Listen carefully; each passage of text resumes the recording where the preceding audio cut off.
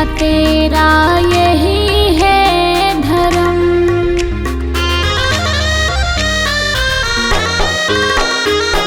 याद रखना सात फेरों के वचन, बिटिया तेरा यही है धर्म।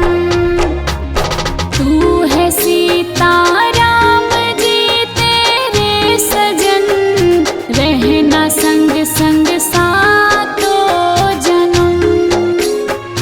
याद रखना सात फेरों के वचन, बिटिया तेरा यही है धर्म।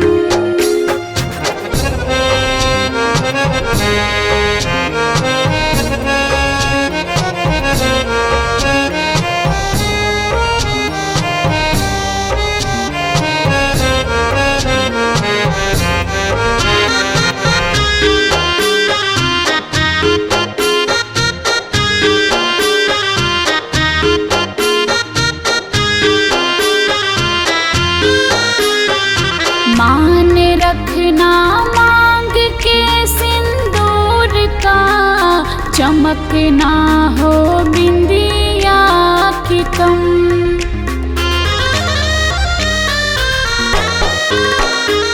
मान रखना मांग के सिंदूर का, चमक ना हो बिंदिया की कम। स्वर्ग सा रखना सदा ससुराल को, जीतना सेवा से सब का मन।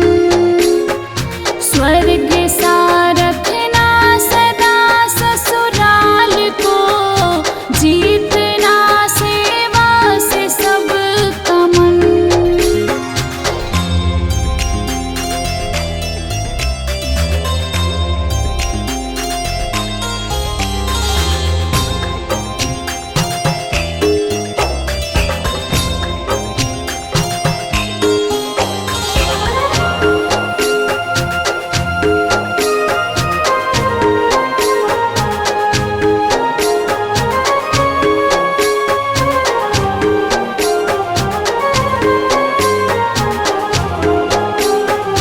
सर से ना सर के ये चूनर लाज की, बात रखना याद ये हरदम।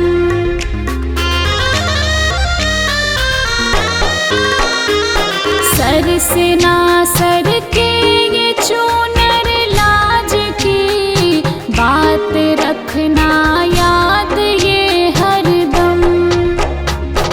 अब है सासू माँ ससुर जी है पिता, मानना इनका हर एक हुक्म। सर से ना सर के ये चूनर लाज की, बात रखना याद ये हरदम।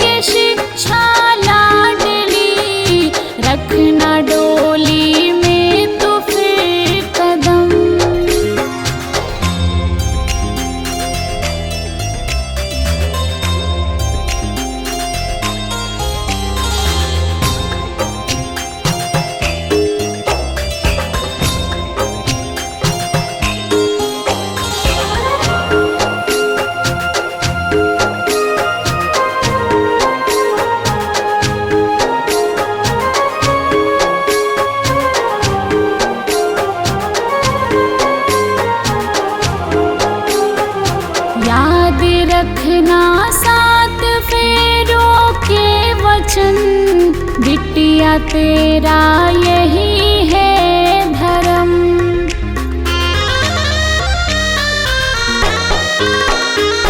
याद रखना सात फेरों के वचन, बिटिया तेरा